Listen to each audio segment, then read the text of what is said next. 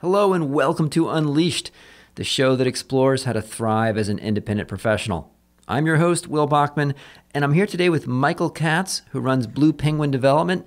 He helps professional services firms, particularly boutique firms and independents, set up newsletters. Michael, welcome to the show. Thanks for having me. So, did I get that right, Michael? Do you want to tell me what you do? It might be a bit more than newsletters, but I know that's kind of what you focus on. Yeah, so my clients are all professional service providers, financial planners, consultants, recruiters, leadership coaches. So they're all people who sell themselves, essentially. And what they have in common also is that it's very hard for anyone who hires them or is thinking of hiring them to tell them apart. So like, every financial planner, every attorney, even if there are differences, you can't tell the difference before, even after you hire them. So the newsletter is a marketing tool, and my approach is it's a way of them getting in front of people on an ongoing basis, but also as a way to get a sense of who they are. So my clients are people in kind of high trust businesses where it matters how you feel about them and what you think of them and all of that. Fantastic. Okay. I have so many questions about newsletters. I'm excited for this. So let's see where to start. Maybe rather than me just starting to ping you with questions, why don't you walk me through your kind of process that you would follow with a consultant? And maybe we say, while you work with all sorts of professionals, think of it as a management consultant type of client. Do you have like a process that you would follow for someone who just comes to you and says, look, I've heard I should have a newsletter. I'd like to have a newsletter. I hear it's good for business development, but I really don't know what to start or what kind of content I should have. Maybe I should have my own content or just post links to other good stuff I find, or how often should I send it? Who should I send it to? What technology should I use? Walk me through like the process that you would, have that person go through. Sure. And I should say, that's typically what happens. So a typical client, and my clients are all small. My biggest client has maybe 15 people down to individuals. What they want is a marketing tool that they can use on an ongoing basis that will help them get clients. So they don't usually come with much in terms of preconceptions about anything. I always describe it as it's like creating a magazine. So a magazine has a design that stays the same, like Time magazine looks the same every week.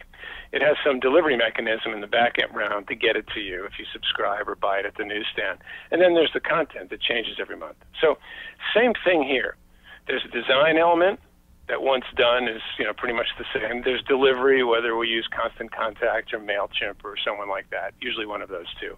And then there's this ongoing content. So the process usually takes a couple of months, with me initially spending a lot of time talking with them about what's your voice, who's your audience, what are you going to write about, what are you an expert in, what's your approach to the way you do the work. So before we get to anything, design certainly, but even listing topics, I'm trying to get a sense and help people get a sense of what makes you different and kind of what makes you tick. So again, every financial planner, for example, or every management consultant in a particular area, essentially selling the same thing.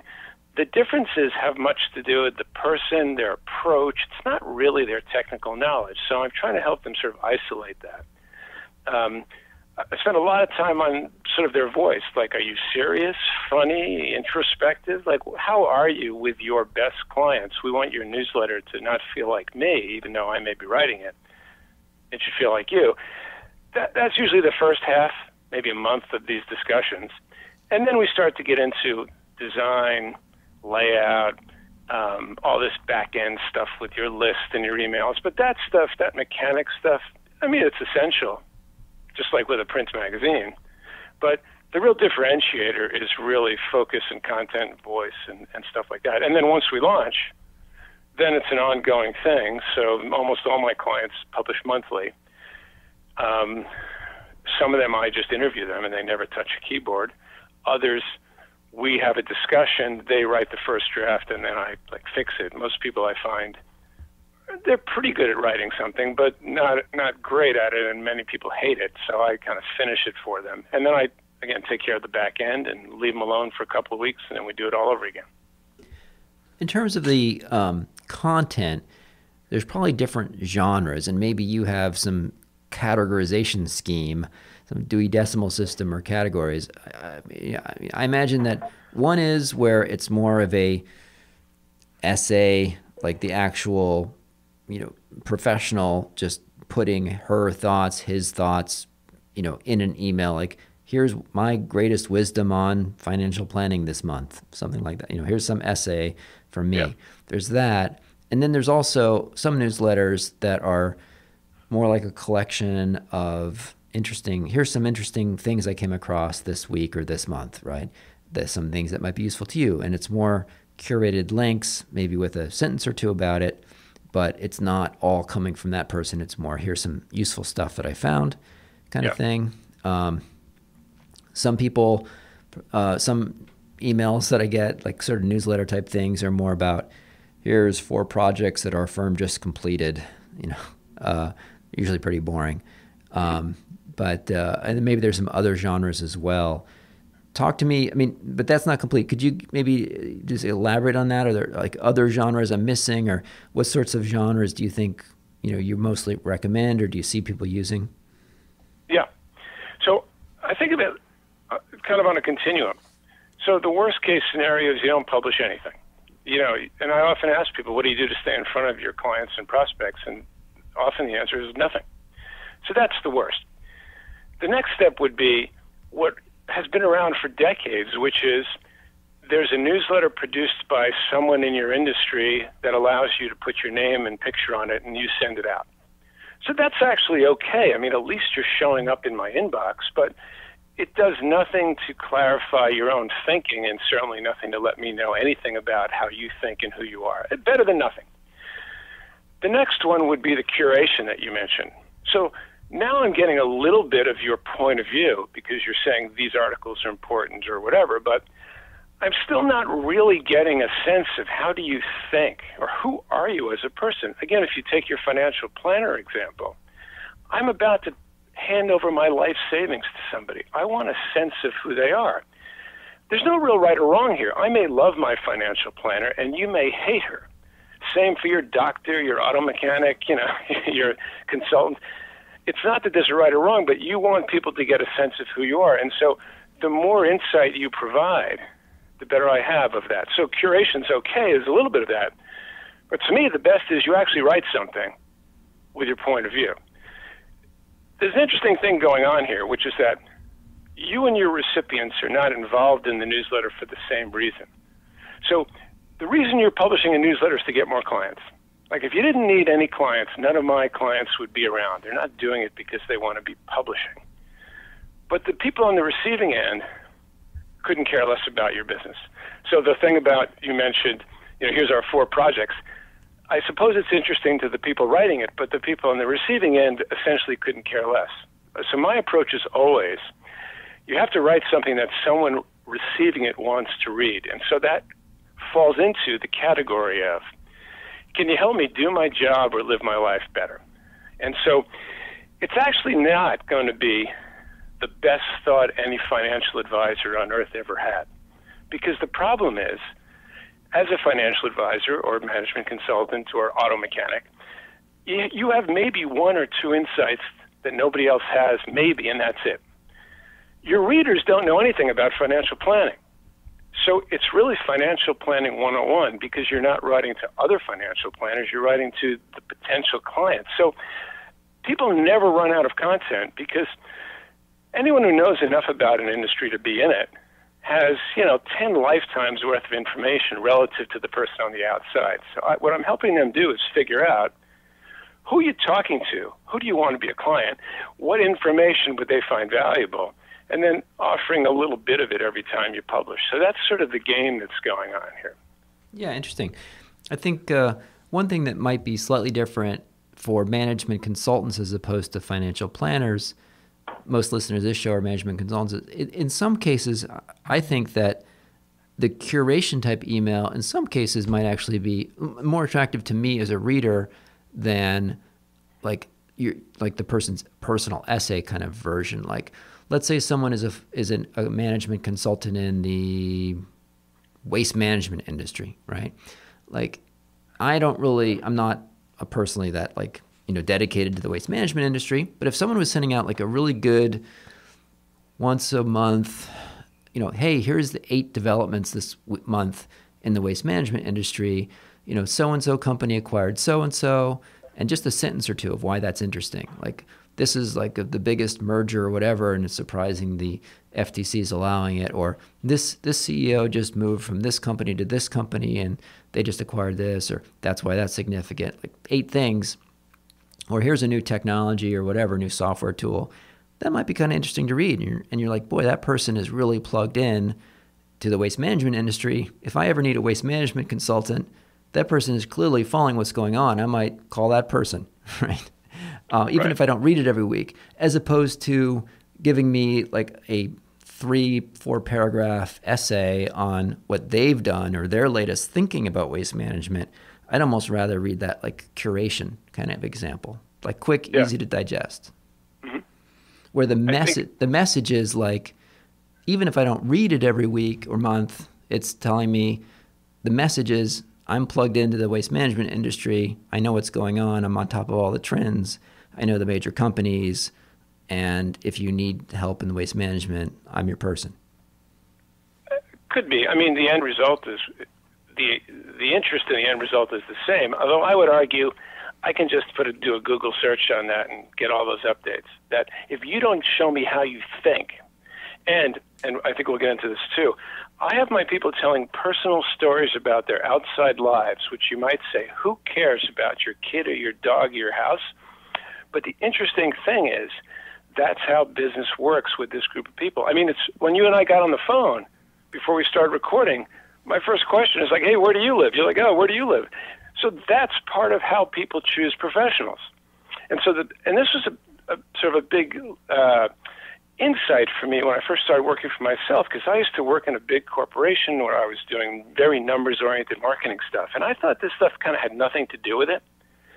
What I found is that in this professional services sphere, where, again, everybody's qualified, everybody seems good, the personal stuff is what makes me pick up the phone.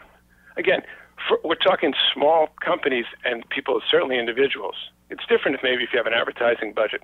But these are not those kinds of people. So this soft stuff, as counterintuitive and non-businessy as it is, it's the weirdest thing. But when one of my clients, and my clients are people in the most serious businesses you could think of, Wall Street money managers, medical people in the drug industry, so people who presumably have zero time and don't want anything but the facts. When we publish a newsletter, their comments are like, my dog does that too. It's the weirdest thing, and yet there's this connection that people feel with the writer. So it's more than just information. It's also kind of who you are and how you think and all that kind of stuff that seems to make a difference. Okay, great. So showing some humanity. Due to my kind of faulty question structuring, we didn't really start this by asking like, what are the objectives and what kind of results do you see people getting with the newsletter? So tell me a little bit about the why around this and what kind of results have you seen people achieve? What's with these? So again, it's all about getting clients and visibility, but that too is about getting clients. So again, nobody's doing it, at least initially. Nobody's coming to me saying, I want my voice to be heard, or I've got thoughts that I want to get down on paper. Interestingly, once they start writing and they get a sense of the sort of having to clarify their thoughts that comes with that, people often really start to like that. But it's all about getting clients. And so, that's the bottom line for people. In terms of results, you do get all kinds of data with email, opens and clicks and stuff like that. And it's sort of related, even if you ignore that there's a lot of noise in the data. It's not really what you're tracking. What you want to know is, does somebody call you up and say, hey, we've been reading your newsletter for a while. Can you help us with X? I mean, that's the test. So something like opens we track because that's all you can actually track. But it's sort of like if you tracked how many hands you shook at a networking meeting. Like it kind of relates to how well you got around the room, but it's not really what you're after. So to me, it's all about, can you point back to people saying, we want to work with you. We want you to talk at a conference. We want to partner with you. So, and again, my clients to varying degrees get that kind of result. Otherwise, they wouldn't keep doing it. And what sort of, like, I mean, who do they add? And I'm curious about that part. So do they have websites where people just go and sign up? Is it more like they interact with someone professionally and say, do you mind if I add you to my monthly mailing list? Or tell me about just sort of building your list. Yeah. So it's all that. But there's not, again, among this group, there's not a lot of activity that happens in that way. The starting point is what I think of as your house list. So, and I define that as people you know, which I define as if I called you up, I wouldn't have to remind you who I am. So again, if I call you in 6 months, Will, I'd have to tell you who I am. So you don't fall into that. Whereas the guy, my college roommate, my dentist, the guy who lives next door to me, all these people in your life, and I find the average person has, 400 or 500 people like that. That's the starting point. There used to be somewhat of an issue with people getting angry that you're on their list, although with this group there was rarely any kind of problem. Today it seems, for whatever reason, that spam is not a big complaint. But again, I tell people that you're not looking to add your alumni list from your college. It's people you know. And yes, from then on, because it's kind of a leaky bucket, every time you publish, people either unsubscribe or their emails change. You have to constantly network and ask people's permission to add them to the list. But it doesn't take a lot of people. Again, if you're in front of 500 people a month, let's say, that generates a lot of activity. I mean, my entire business for 20 years is based on nothing but my newsletter and like its derivatives now on social media. I just publish a newsletter and my phone rings. Okay. And do you, I mean, I've seen some people out there, with kind of newsletter gurus talk about, how do you build your newsletter following, and they might have websites with a lead magnet and, enter your email to download this great tool, or talk to me about that sort of, those sorts of approaches. There's no ethical way to quickly build your list. So not to say that kind of stuff, I have a lead magnet on mine, all that stuff works, but you're not going to get thousands of people on your list. Again, for this population, and they don't require that. But yeah, there are all kinds of things related to when you post, you can link back on your site. I just emailed with a guy earlier suggesting he'd do a couple of things to increase people coming on. But for this population, it's onesie twosies on a regular basis, which is fine. Totally different than if you're selling a product where you need, thousands of people. As a professional service provider who needs 20 new clients a year maybe, you don't need a huge list. It's very much a quality over quantity. And again, there's no effective way to do this quickly of quality people that you're going to get. All right. Talk to me a little bit about the technology piece, about the different sort of platforms. You mentioned Constant Contact and MailChimp. Are there any other ones that you recommend people consider?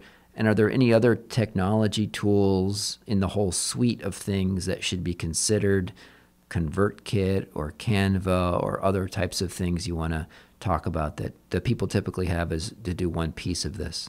Yeah. So it used to be much more of a technology challenge to make all this work, but the MailChimps of the world have made it easy. So, there are literally dozens of MailChimps and Constant Contacts out there with, varying degrees of flavors of what they offer. For the person who's providing an information-based newsletter on an ongoing basis, it's almost always Constant Contact or MailChimp. I mean, again, there's others, and that's fine. I use a service called Infusionsoft for my own because it's got like a shopping cart thing built in because I also sell products. But and yes, there's all kinds of technologies that would allow you to do more elaborate things. If a person clicks on this link, they then get this message and all of that. And you can do some of that to some degree with the MailChimps of the world. And I find that pretty much covers the ground. I mean, I think of what we're doing here as it's like you're having lunch with 500 people every month. So there's not a lot of having to customize what you're doing. if you said, well, can you tell me what the ROI is on lunch and what kind of data do you have? The answer is, I don't know. I'm out there networking. This is really scalable networking. It's also got to be something that doesn't take over people's lives. So I publish my own newsletter every 2 weeks, so twice a month.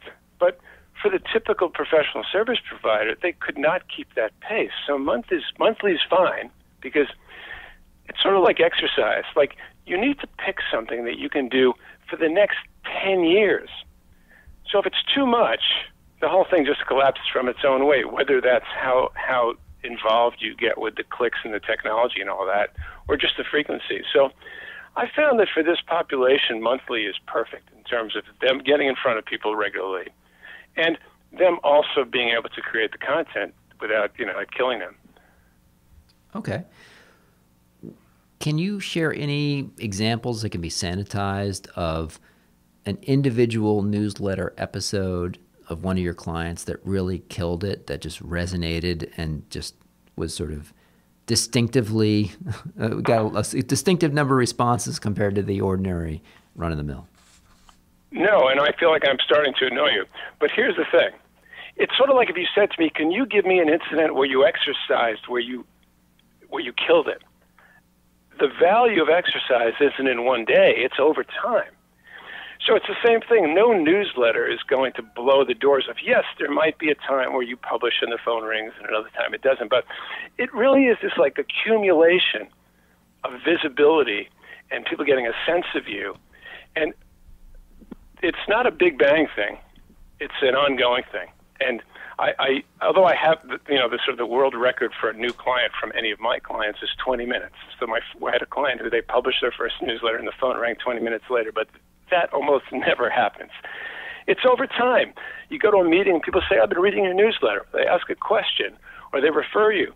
I mean, you and I are connected through a client of mine whose newsletter I do. So it's that kind of like stirring the relationship pot where the magic is, but it's not at all an incident kind of thing. Okay, cool. No, I mean, that's a great response. So it's not about one individual post that really goes viral or something. It's more continuously showing up in someone's inbox on an ongoing, reliable basis with interesting perspective, and that eventually may, when the person has a need, they think of you.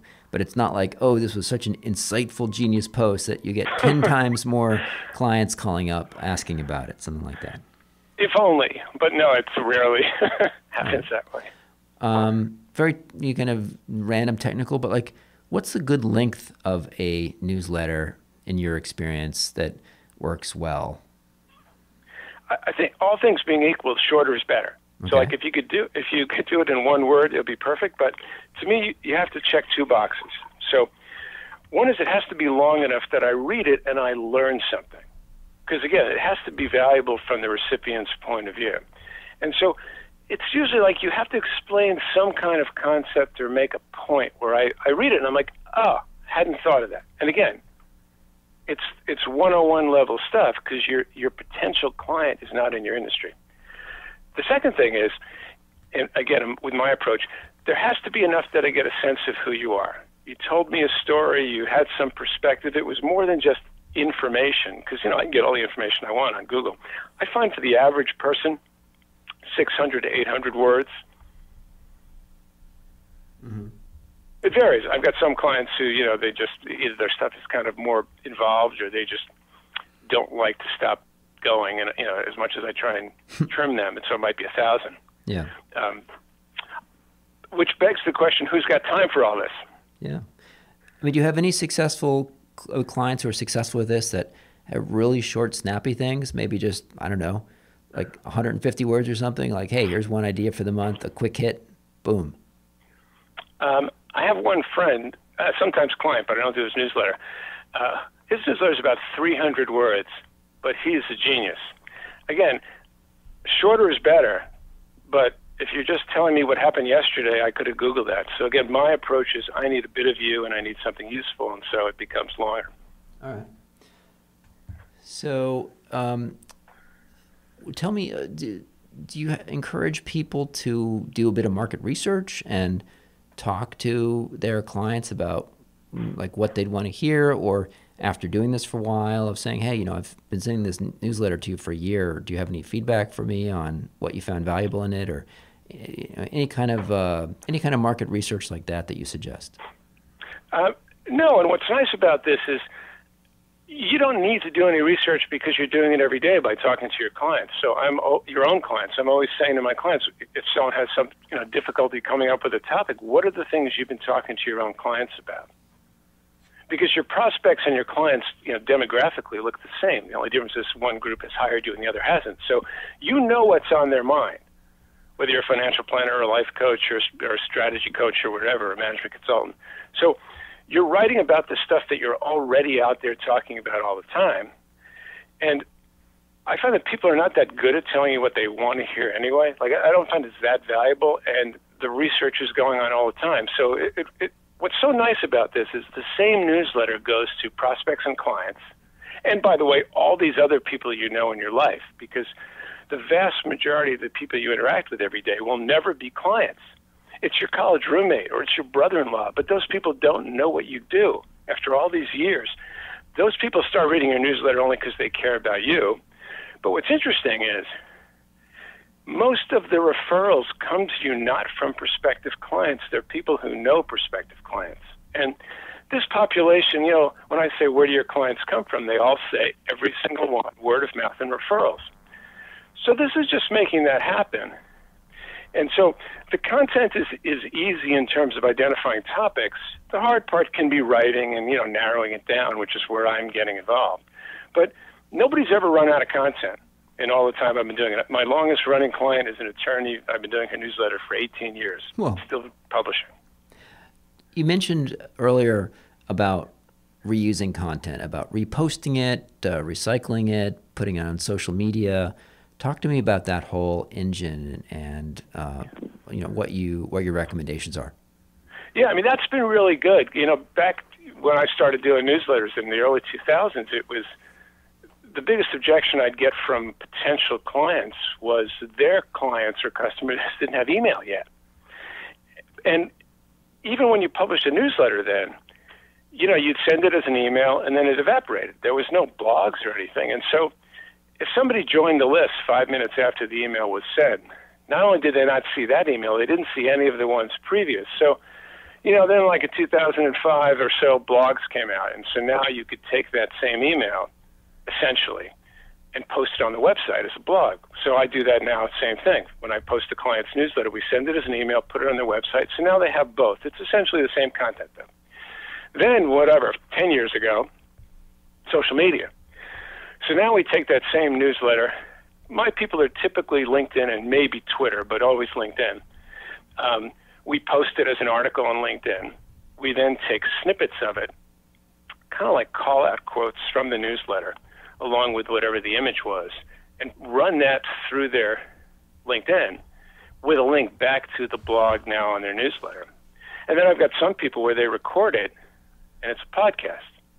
And so you've taken that same kind of anchor content and now just used it in all these different ways, but the client only has to write the newsletter once, and then the rest of it is sort of mechanical stuff, but it puts them in front of a lot of people that prior to social and even blogs, it was just an email. So all this other stuff's been really good. Mm-hmm. Do you recommend that people, or do you work with your clients to come up with kind of a publishing schedule or a schedule of content out into the future? Or is it more ad hoc every month? Oh, what's on your mind? Or say, hey, here's 12 topics I'd like to cover. Here's the next 12 months. Boom. Let's plan and let's have it all planned out.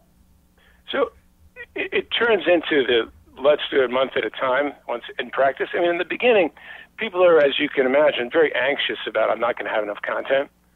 So we always identify maybe 25 topics, like in that first 2-month planning phase.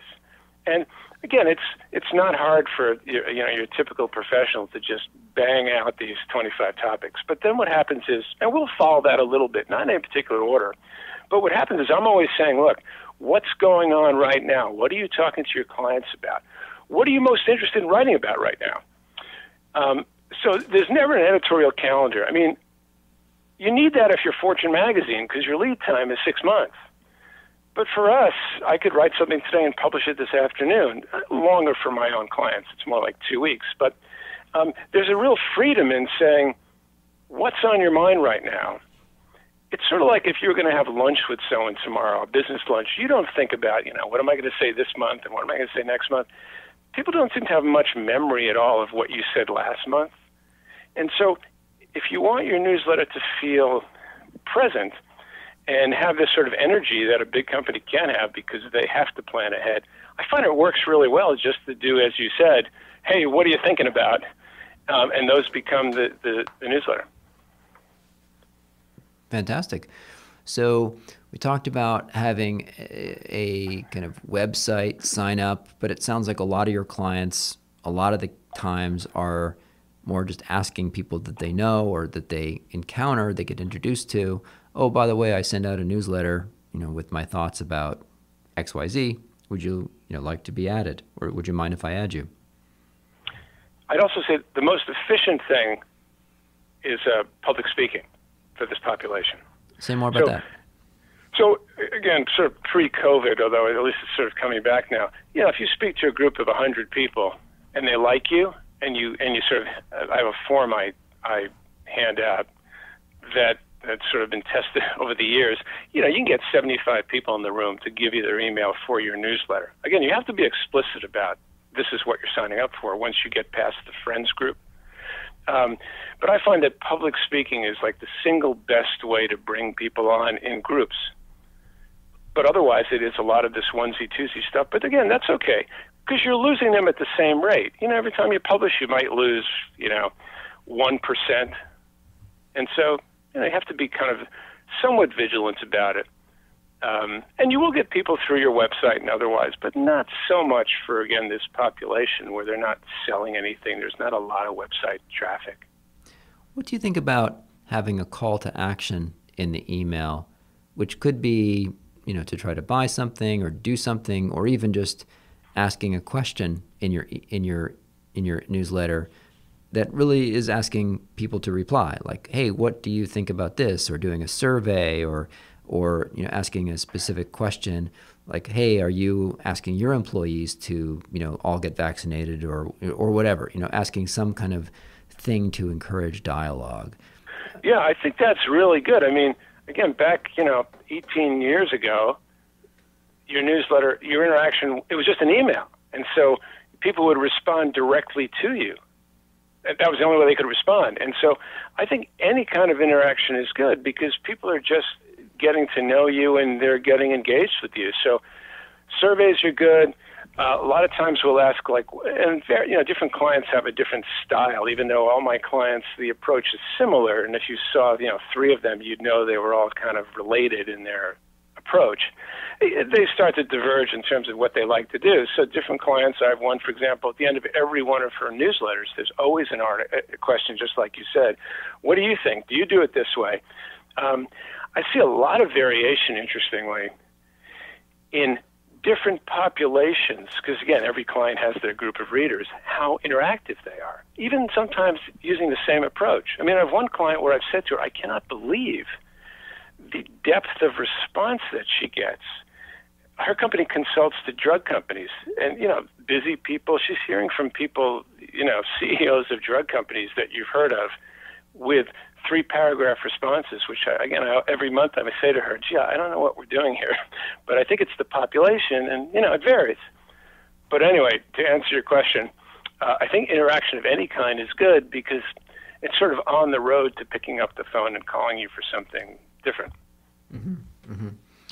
And beyond just, creating that visibility and encouraging people to call you for traditional professional services, do you see clients setting up alternate ways to monetize that, whether they're selling products or doing a some kind of paid content or product or workbook or workshop or something beyond just like their normal plain vanilla consulting service or advisory service?